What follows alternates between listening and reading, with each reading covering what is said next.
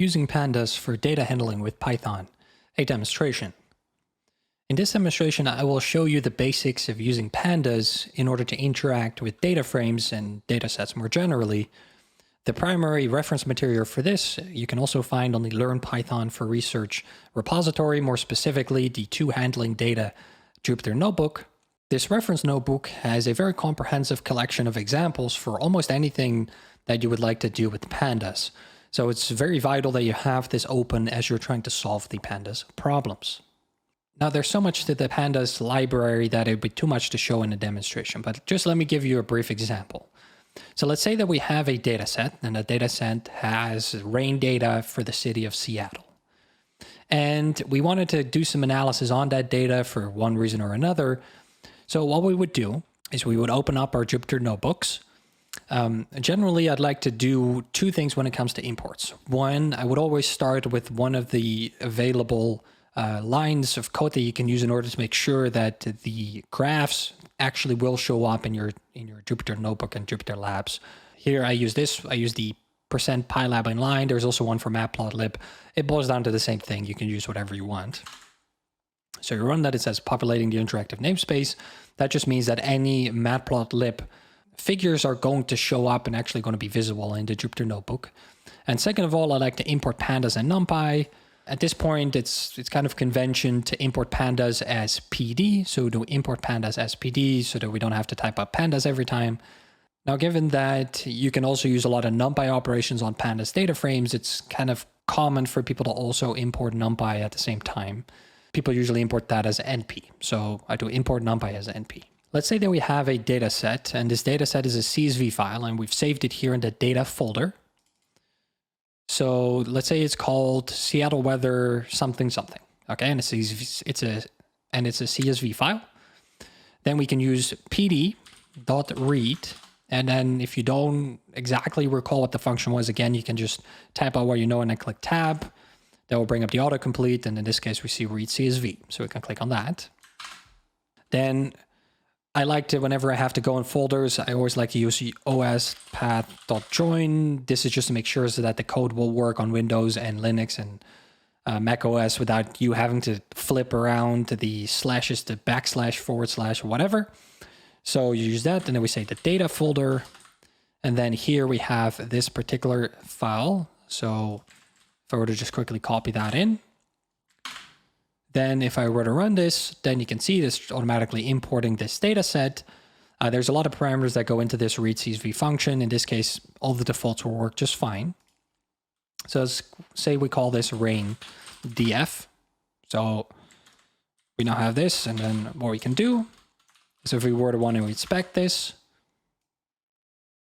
we can do raindf.head, which is going to get the first 5 lines of that data frame. Alternatively, we could use tail, which will get us the last 5 rows of the data frame. We can also check the different data types that are included in this data set. That's generally a good thing to do first, because if those data types are not exactly what you expect them to be, then if you try to perform certain operation within pandas that expect it to be a string or that expect it to be a date or a number, it might fail. So we can do that. Is we can do raindf, and then we could do dtypes. This will give us a little overview that says date is an object, which means that it's kind of considered a string. This PRCP column is a float, which means it's a number. And the same for tmax and tmin are also integers. And then rain again is an object. Now object dtypes can be a variety of different things. It can be strings, they can be booleans such as true, false, but they can also be other more complicated data types such as lists or dictionaries or functions or whatever. Generally, you would not want to have those in your data frames, but if you want to, you could. So just be aware that object can mean a couple of different things. If we wanted to select a subset of columns, what we could do is we could specify we want to get the raindf data frame, but let's say that we'd only like to get the date and the rain column. Then we would do square brackets, and we would do another pair of square brackets because the inner square brackets are just going to be a list because we want multiple columns. So then we would say date and rain. We click Ctrl Enter so that we run it, and then we now get a new data frame that has just these 2 columns, which is date and rain. If you want to get a particular subset of rows, you can also do that. And you can do that by specifying either lock, LOC, or ilock. Ilock will do everything based on the position. So if I do ilock 0, I will get the first row. If I were to do ilock 10, I will get the 11th row because I start counting at 0. Or if I wanted to get something based on the index. Now there's an index here. This index does not need to be 0, 1, 2, 3. It can be something else as well. I can set the date as an index if I wanted to. But in this case, it's not. So I could do raindf and then lock. And then I could do as well, let's say 5. And that will get where the value of this index column is 5. Not necessarily the 6th item like with the ilock, but it would just try to find whatever has 5 as an index and find that. Now, if I want to get the top 5 days with regards to the amount of rain that fell in that particular day, what I could do is first, I could just, for the sake of it, I could try to figure out how many rows I actually have. So that means I have around 25,500 rows. And I'm like, well, I don't really know exactly what column name was used for this. So I could do something like this. So I get all the different columns and I'm like, oh, okay, well, the amount of rain is probably this PRCP column. So then I can do raindf. If I just want to get one column and I know it doesn't have any spaces in it, I can save myself some time by just using the dot syntax in order to obtain a column. So I can do this. .prcp, that will give me a pandas series because it's no longer a data frame, it's just one column. And then I could say, well, sort values, and that will value, or that will sort this on the rain. You see here, well, it kind of works, but I do have these non-values here, which means they're missing values. So that's kind of a problem. And I can say, well, let's just drop those.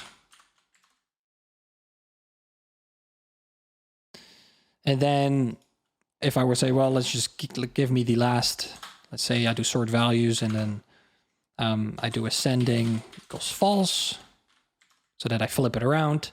And then I could say, well, I want to get the first 5 values. So now I know what these values are. But the problem with this is that now I don't know what the days are. So I was able to obtain the top 5 highest rain amounts, but I kind of lost my ability to see what day that was. So an alternative that I can do is I can take the whole data frame. I can do sort values. And then if I do a shift tab, then I again get all the different parameters that I can input. And you can see here it says by. So if I do by, then it's now going to sort that entire data frame by that particular column. Again, I can do ascending equals false. And then if I were to do the head statement, so I get the top 5 rows, then now I have still the same values, obviously, but I also know what dates they were. So here I know that in 2003, I had this one day that saw the highest amount of rain and by quite the margin. So that was a very rainy day. But you can see that by using sort values and then using the head command, I can get that entire sub data frame with these rows. Now, let's say I don't want to get the top 5 rows, but I just want to get all the days that have more than 1 inch of rain. What I can do is I can start filtering the data frame. So I can do raindf, because that's the data frame I want to get the data out of. I do square brackets, but now I need to specify a condition.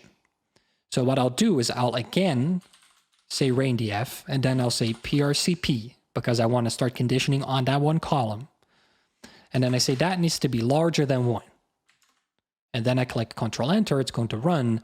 And then I get all the columns that have a precipitation of more than 1 inch. Maybe I want to do a little bit more of a complicated condition. So I'd say, well, I want everything that has more than 1 inch of rain, but it also has a Tmax, which is a temperature maximum above 70 degrees Fahrenheit. So I can kind of take this logic that I just had. And the only thing is that I now have 2 conditions. So I need to wrap this in brackets. And I say, well, I want to have that as a condition. I also want to have another condition. That is that the raindf column Tmax needs to be above 70. And I had both of these in parentheses to separate these conditions because they're 2 separate conditions. And I want them both to be true. So I both want the PRCP column to be above 1 and I want the Tmax column to be above 70. And then I see that that only returns one day in 2015 where I had a relatively high temperature, but also a relatively high amount of rain. Now, finally, what I want to show you, and I'm not going to type this entirely out, but let's say that we want to do a little bit more of a complicated thing, where we want to create some groups that calculate the average rainfall within the temperature min-max columns or buckets. And then the groups that we want to have is, let's say, anything below 40 degrees Fahrenheit is the low group. Everything between 40 and 60 degrees Fahrenheit would be the medium group. And then everything above 60 degrees Fahrenheit would be the high group. So then the first thing we would have to do, and I have this right here, so I don't need to type this out, is we can specify a function. So this is a basic Python function that takes the temperature. Then if the temperature is below 40, it's going to return 0 low. If the temperature and then if that doesn't hold, but it is below 60, it's going to return 1 met, and this is just a string. And then in any other case, it's going to return 2 high. So we have this logic, and we can give any temperature to this. So let's say we give it a temperature of 55 degrees, then it's going to return medium. If we give it 70, it's going to return high. And then what we can do is we can tell Python, Pandas in particular, that we want to create a new column, and we want to name this column temp group. And we want to define the values for this column by taking the rain data Tmax column, and we want to apply some logic to it. Most notably, we want to apply the group temp function to this, and then we want to loop over all of the values in Tmax. And then based on the logic, we want to give it either low, high, or medium. So we can run this. And it says, oh, I changed the variable name. So now this will work. And now we will have a new column, temp group as defined here, that is based on the Tmax column. And then in this case, this is all medium. Coincidentally, these are all medium. But if I were to do something like sort values, or if let's say I want to do sample, so I get a random sample of 5 rows. Then now you can see here that in this case above 60, so it's high. This is between 40 and 50, so it's medium. We can run this a couple times.